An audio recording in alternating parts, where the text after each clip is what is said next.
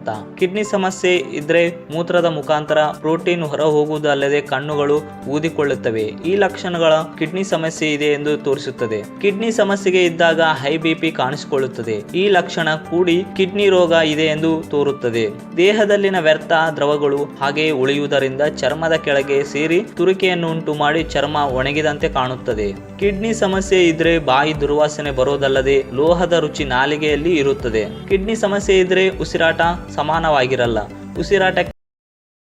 Stroke ಅನ್ನೋದು emergency ಇರೋ ಹಾಗೆ.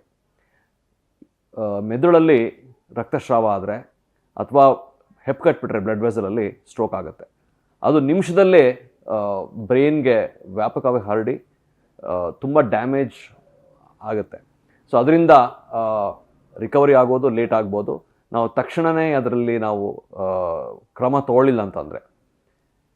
ಸ್ಟ್ರೋಕಲ್ಲಿ 2 ಥರದ್ದು ವಿಧಾನ ಇದೆ. ಒಂದು ರಕ್ತಸ್ರಾವ ಆಗೋದು, ಇನ್ನೊಂದು ರಕ್ತ ಹೆಪ್ಪುಗಟ್ಟು